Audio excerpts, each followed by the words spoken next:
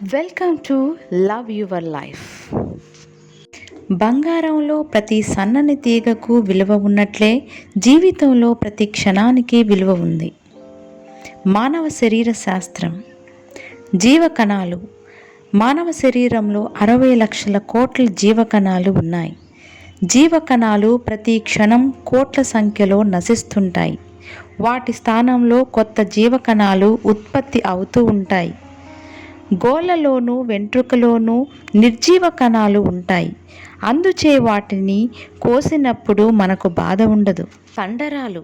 శరీరంలో 527 ఉంటాయి.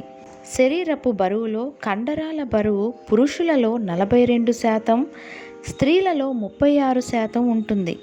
పురుషుల కండరాలలో ఉన్నంత శక్తి స్త్రీల కండరాలలో ఉండదు. 25 ఏళ్ల యువతికి 16 ఏళ్ల యువకుడికి ఉన్నంత బలం మాత్రమే ఉంటుంది. మానవ శరీరంలో 50 మూల పదార్థాలను గుర్తించారు.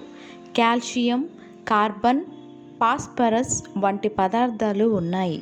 ఒక వ్యక్తి 145 పౌండ్ల బరువు ఉంటే అతని శరీరంలో కొవ్వుతో 7 బార్ సబ్బులు తయారు చేయవచ్చు. శరీరంలో 100కి 70 పాలు నీరు ఉంటుంది.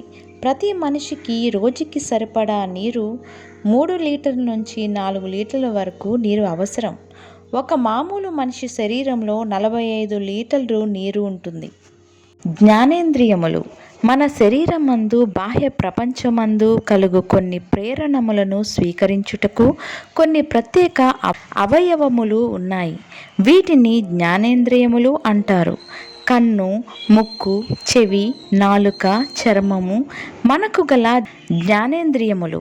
ప్రతి జ్ఞానేంద్రియమందు నాడీ కొనలు ఉంటాయి.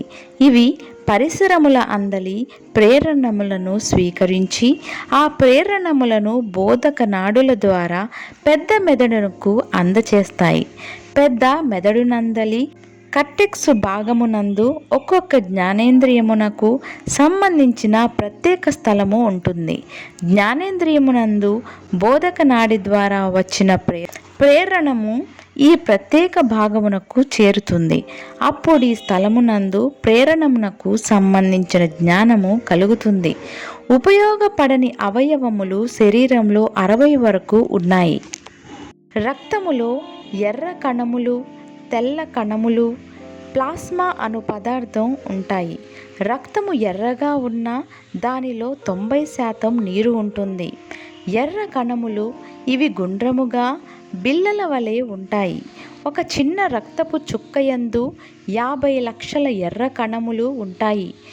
ఎర్ర కణములు హెమోగ్లోబిన్ అనబడు అద్భుతమైన పదార్థం ఉంటుంది. ఈ పదార్థము వల్లనే వాటికి ఎర్ర రంగు వచ్చినది. రక్తము గుండె నుండి ఊపిరితిత్తుల్లోకి పోయినప్పుడు ఎర్ర కణములు అచ్చట ఆక్సిజన్ను పీల్చుకొని శరీరంలోని జీవకణములకు అందచేస్తాయి.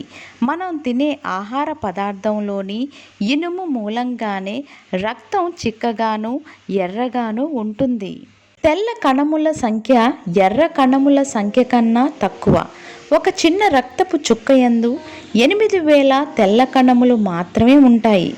పరిమాణంలో ఇవి ఎర్ర కణముల కన్నా పెద్దవి.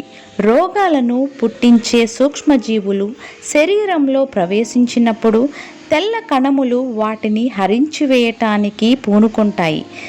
శరీరంపై గాయం తగిలినప్పుడు తెల్ల కణములు అచ్చట ఒకదానిపై ఒకటి చేరి గాయమును పూడ్చుతాయి.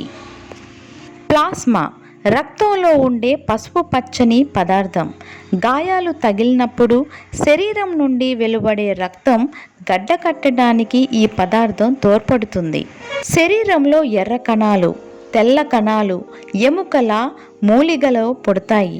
కొంత వయసు వచ్చే వరకు అక్కడే పెరిగి తర్వాత రక్త ప్రవాహంలో కలిసిపోతాయి. మనిషి శరీరంలో 200 ఔన్సుల రక్తం ఉంటుంది. అది తడవకు 8 ఔన్సుల చొప్పున తీస్తే అంత రక్తం మరలా 2 రోజుల్లో శరీరంలో పడుతుంది. నీటి కంటే రక్తం 6 రెట్లు చిక్కన.